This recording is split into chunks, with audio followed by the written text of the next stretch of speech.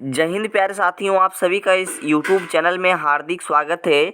और मैं इस वीडियो के माध्यम से आज आपको बताने वाला हूँ PM SOC scholarship entrance exam class 11th के लिए। ठीक है, यहाँ पर हम लोग देखने वाले हैं क्लास 11th के लिए साइंस का सबसे ज़्यादा गैस क्वेश्चंस। ठीक है, जो कि ये जो है मेरे द्वारा बनाया गया गैस क्वेश्चंस है, जो कि आप लोगों को देखना बहुत ही ज़्यादा आवश्यक है। ठीक है, चाहे आप इंग्लिश मीडियम से हो, मैं यहाँ पर लिख देता हूँ। ठीक है, चाहे आप इंग्लिश मीडियम से हो या फिर हिंदी मीडियम से हो, एक एक चीज़ आपको समझ में आएगा। ठीक है, कोई दिक्कत वाली बात नहीं, दोनों लैंग्वेज में यहाँ पर क्वेश्चंस दिया गया है। ठीक है ना, तो आप लोग के लिए बहुत ही इंपॉर्टेंट होगा।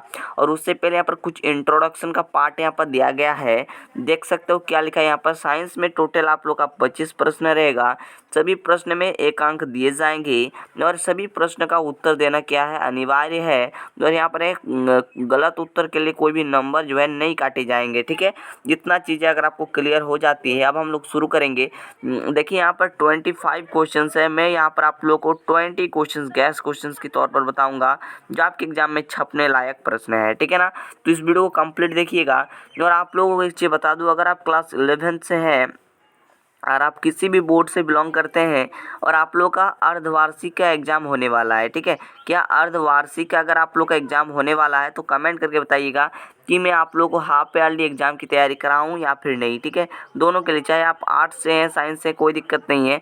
आप अगर आर्ट्स से हैं, ठीक है, कोई दिक्कत नहीं है, साइंस से हैं, कोई दिक्कत नहीं है। ठीक है, तो आप लोग अगर अर्धवार्षिक यानी कि हाफ ईयरली का जो एग्ज़ाम होता है, ठीक है, हाफ ईयरली का जो एग्ज़ाम होता है, इसके लिए मैं आपको प्रिपरेशन कराऊं या फिर नहीं, आप लोग कमेंट करके बता दीजिएगा। तो देखिए हमारे पास पहला क्वेश्चन क्या है। देखिए यहाँ पर दोनों लैंग्वेज से लिखा गया है। क्वेश्चन बोल रहा है कि विद्युत प्रतिरोध का मात्रक क्या है।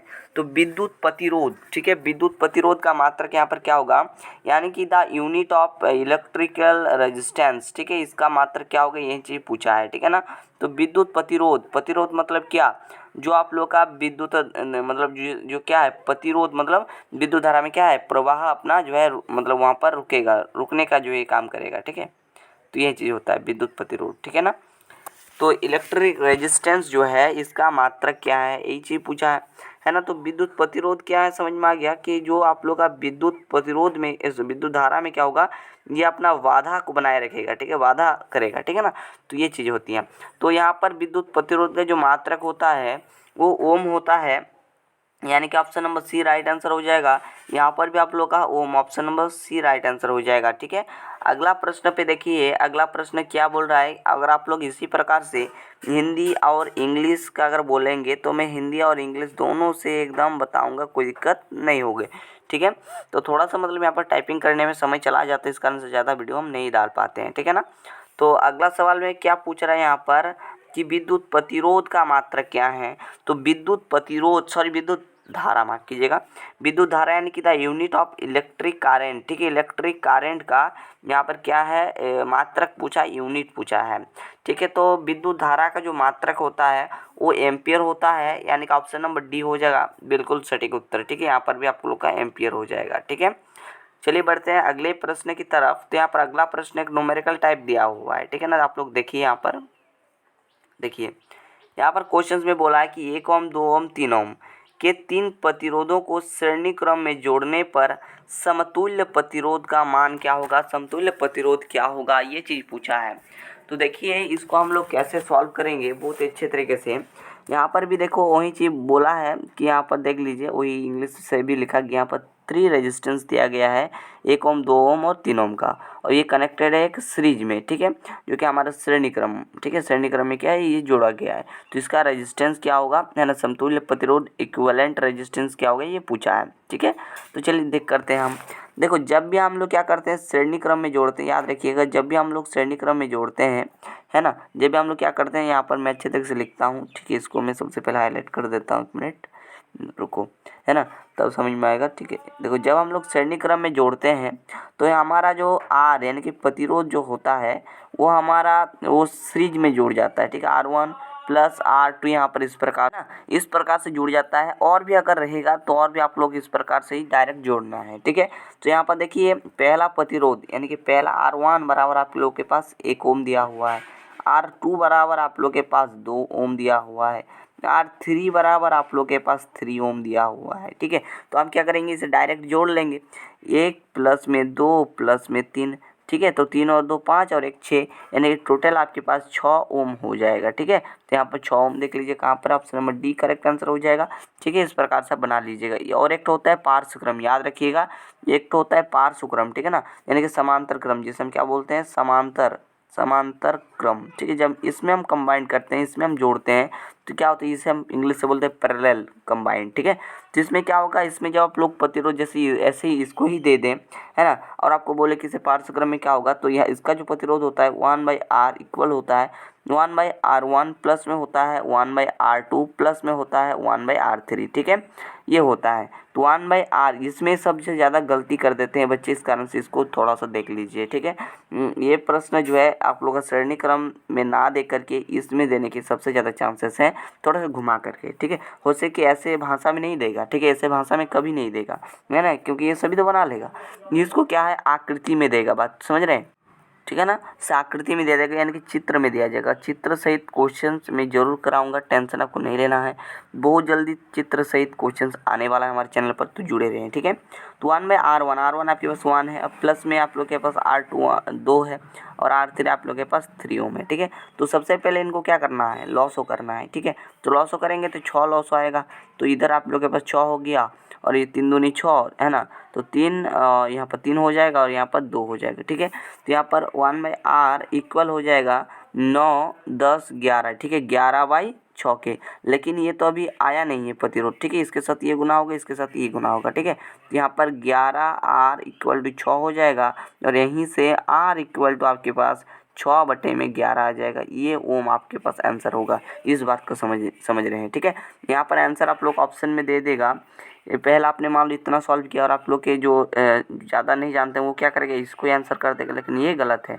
ठीक है, ये क्या है, गलत है। और अगर आप लोग इसको थोड़ा सा सॉल्व करके ऑप्शन नंबर बी पे आइएगा, तो यहाँ पर 6/11 मिलेगा, तो इसको टिक कर दीजिएगा। ठीक है, अगला क्वेश्चन पूछा है कि विद्युत धारा के किस सिद्धांत पर कार्य करता है। ठीक है, यहाँ पर इलेक्ट्रिक फ्यूज जो है वो किस पर वर्क करता है, किस सिद्धांत पर, किस प्रिंसिपल पर जो है ये इलेक्ट्रिक करंट जो है, यहाँ पर सिंपल क्वेश्चन पूछा गया कि विद्युत फ्यूज जो है, यहाँ पर देख लीजिए इलेक्ट्रिक फ्यूज ये किस में वर्क करता है, और वो मतलब किस सिद्धांत पर ये जो है कार्य करता है ना, प्रिंसिपल क्या है, ये चीज़ पूछा है। नहीं, तो ये जो है आप लोग का ऊष्मीय सिद्धांत पर कार्य करते हैं, ऑप्शन नंबर 1 हो जाएगा राइट आंसर। दोस्तों, विद्युत फ्यूज के बारे में अगर मैं आपको एक डिटेल वीडियो दूंगा, तो वहाँ पर जो है यहाँ पर 10 मिनट का जो है वीडियो होगा, उसे एक बार जरूर देख लीजिएगा, जहाँ पर मैं एक एक टॉपिक को बताऊँगा। ठीक है, अभी फिलहाल हम इसको ज़्यादा नहीं बता रहे हैं, है ना, विद्युत फ्यूज क्या है, इसका सिद्धांत क्या है, ठीक है, इसका बनावट किस प्रकार से होगा, A to Z में बताऊँगा। ठीक है, आगे अगला क्वेश्चन में पूछा गया कि 1 किलोवाट घंटा किसके बराबर है। ठीक है, एक यहाँ पर देख सकते हो, what is 1 kilowatt is equal to, तो ये इक्वल होता है 3.6 गुना 10⁻6 जूल के। आप इसे निकाल भी सकते हैं। ठीक है, इसे आप मैथमेटिकली निकाल सकते हैं, कोई दिक्कत नहीं है।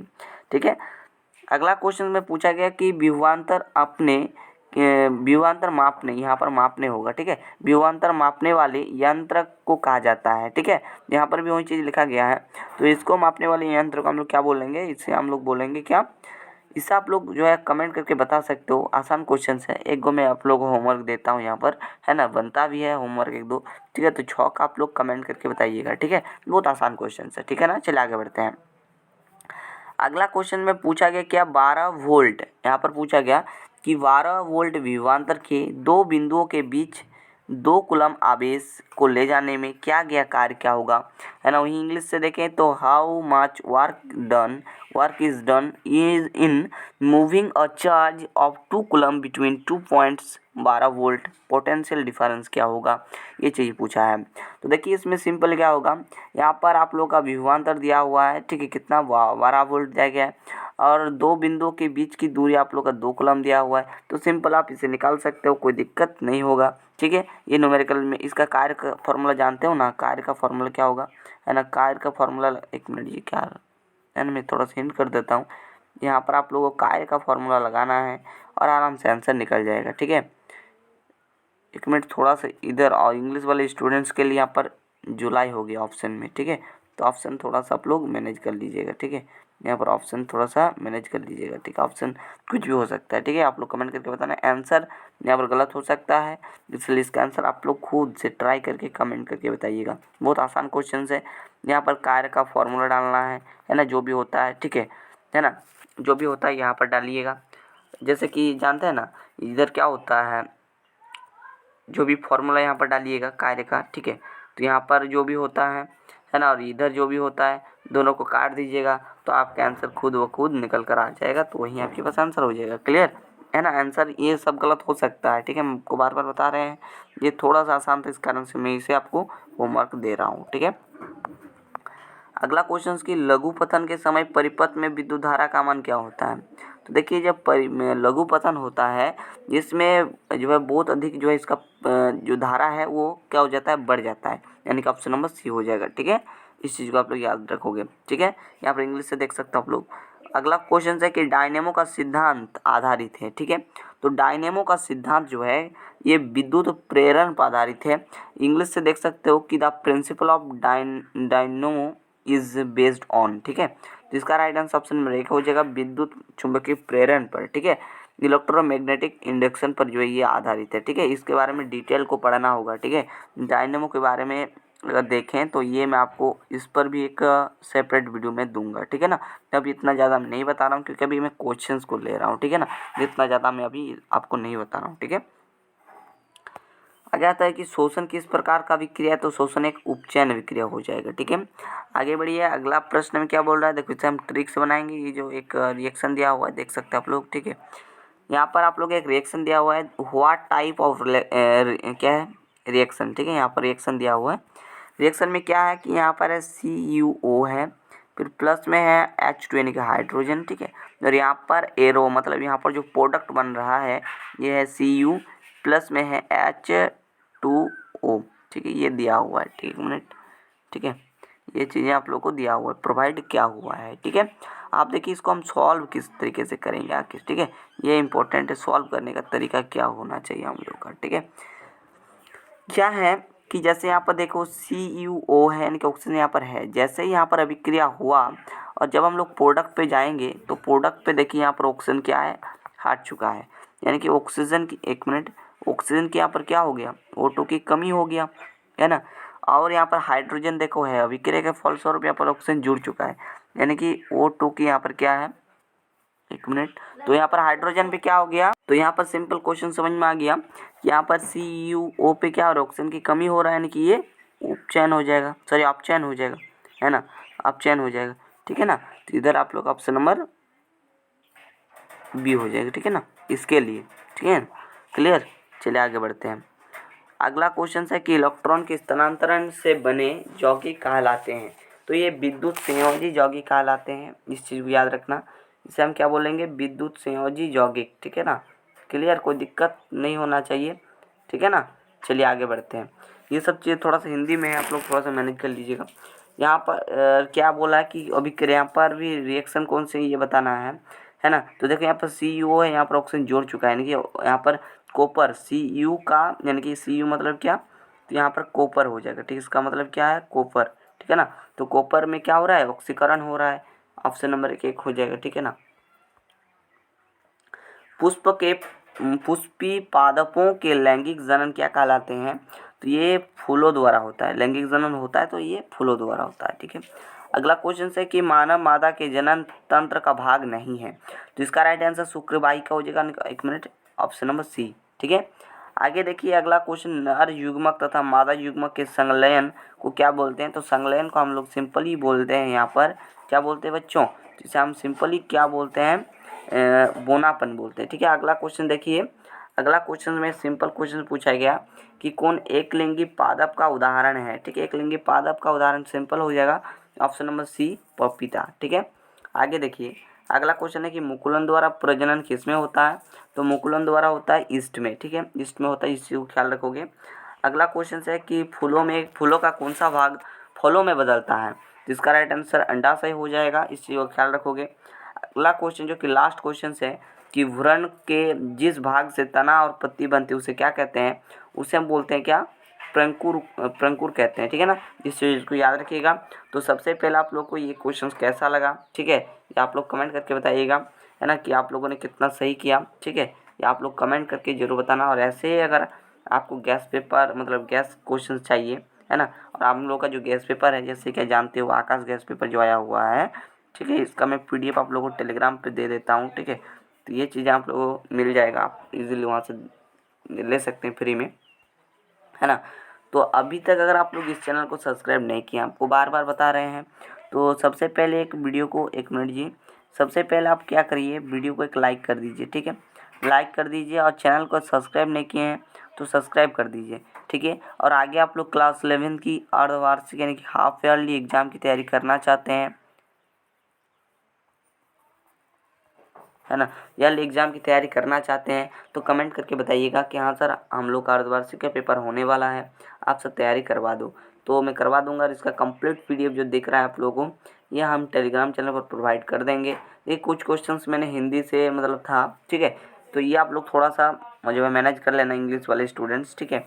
ज़्यादा नहीं था, कुछ क्वेश्चन ही था, आप लोग उसे इंग्लिश में ट्रांसलेट कर लीजिएगा, ठीक है, उसे आप इंग्लिश में ट्रांसलेट कर लीजिएगा, है ना। तो अगर मैं इंग्लिश और हिंदी दोनों से लिखूँगा ना, थोड़ा सा मेरा मतलब समय ज़्यादा चल जाता है, इस कारण से मैंने कुछ ही लिख पाया है। तो आप लोग खुद से थोड़ा सा कर सकते हैं, ठीक है ना। तो चलिए दोस्तों, मिलते हैं नेक्स्ट वीडियो पे, तब तक आप लोग अपना पढ़ाई करते रहें। कोई भी दिक्कत होगा कमेंट करके बताइएगा। जय हिंद, वंदे मातरम।